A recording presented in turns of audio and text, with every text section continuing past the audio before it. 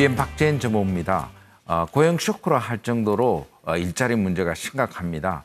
오늘 2분기 경제 성장률을 발표했는데 0.7%로 2년 6개월 만에 최저 수준입니다. 투자도 마이너스가 되고 그다음 소비, 수출, 경제의 3대 지표가 일제히 나빠지는 이례적인 현상이 나타나고 있습니다. 그래서 결국 일자리 전망도 굉장히 불투명한 거 아닌가 하는 생각이 듭니다. 그래서 오늘 고용 문제에 대해서 좀 알아보도록 하겠습니다. 그래서 매일경제신문에 최희석 경제부 기자 나와 있습니다. 안녕하세요. 네, 안녕하세요. 네. 최 기자, 고용노동부 출입하고 있는데 지금 우리 고용 문제가 어느 정도 심각합니까? 통계청에서 발표하는 수치를 일단 보겠습니다. 네. 올 6월 기준으로 전체 취업자 수가 전년 같은 6월 대비 10만 6천 명 늘었습니다. 근데 이게 보통 작년 말만 해도 30만 명 정도 늘어나던 수치인데 올 들어서는 2월부터는 계속 10만 명대에 머물고 있습니다. 10만도 깨질 수 있겠네 지금. 실제로 5월에는 7만 명대 증가분을 보였습니다. 그리고 청년 실업도 아주 심각한 상황인데요. 6월 기준으로 10.5% 청년 실업률 보이고 있습니다. 근데 이게 실질적 체감 실업률은 23.2%를 보이고 있거든요. 그러니까 4명 중 1명 정도는 취업하고 싶어도 못하는 상황이라는 얘기입니다. 근데 더 심각한 것은 일본과 미국은 지난 5년 동안 청년 실업률이 감소하고 있는데 우리나라만 올랐다는 것입니다. 거의 안정 고용 상태니까 일본은 지금. 예, 그렇습니다. 네. 일본은 다 하고 있습니다. 네. 그리고 최저임금을 올렸음에도 불구하고 무려 16.4%나 올렸음에도 불구하고 그 가장 저소득층에 해당하는 1분위 가구의 소득이 오히려 감소했다는 통계가 나와 있습니다. 이걸 보면은 최저임금을 올렸음에도 불구하고 고용 시간 자체가 감소하다 보니까 오히려 소득이 감소하는 이런 현 정부로서 가장 뼈아픈 결과가 나온 것 아닌가라는 생각이 듭니다. 그래서 이 고용 문제 때문에 결국 이제 정부가 일자리에 엄청난 돈을 사실 또 투입을 하지 않았습니까? 어느 정도 돈을 썼어요, 지금? 예, 집계별로 다르기는 한데요. 대략 33조 원에서 37조 원 정도를 지난 1년 몇 개월 동안 쏟아부었다는 통계가 있습니다.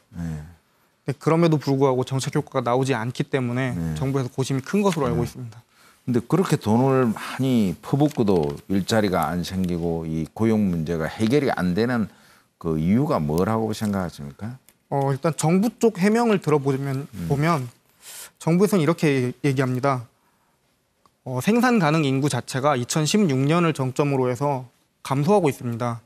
그 때문에 평소에 30만 명 정도 취업자 수가 증가하던 것이 10만 명대로 축소된 원인은 거기에 있다. 정부는 이렇게 말하고 있는데요. 가장 중요하게는 민간 부문의 활력이 떨어진 것이 큰 원인이 아닌가 싶습니다. 대표적으로 최저임금을 올려놓고 그 임금 상승분만큼을 정부 재정으로 보조해주는 정책도 하고 있는데 그런 식으로 정부 부문을 키우다 보면 자연스럽게 민간이 위축되면서 투자도 감소하고 소비도 감소하고 그렇게 되고 있는 것이 아닌가 생각하고 있습니다.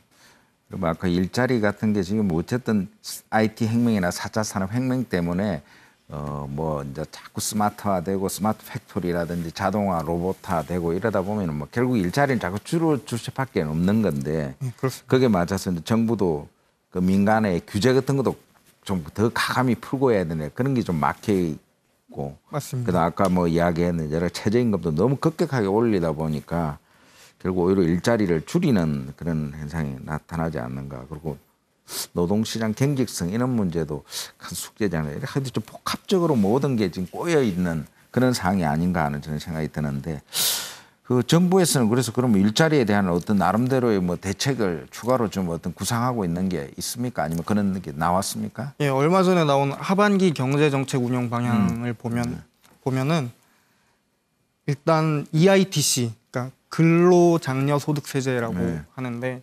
근로의욕을 감소시키지 않으면서 그 일을 할 때마다 조금 소득을 보전해주는 그런 제도입니다. 이거를 더 확대하겠다는 얘기를 했는데 일단 이 정부는 공공부문 일자리를 취임 초부터 81만 개를 늘리겠다고 했었습니다. 근데 공공부문 일자리를 81만 개를 늘리겠다고 했는데 이 81만 개라는 숫자가 사실은 고민을 하고 나온 숫자라고 보여지지는 않습니다. 그러니까 81만 개가 어떻게 나온 숫자냐면은 OECD 평균 공공부문 종사자 수 비율을 우리나라 인구에 그냥 곱한 겁니다. 네. 그래서 아직 부족한 게 81만 개니까 그 정도만큼 늘리겠다 이런 이야기였거든요. 네. 그래서 이건 조금 더 고민이 많이 필요하지 않은가라는 생각을 한번 해봅니다. 네.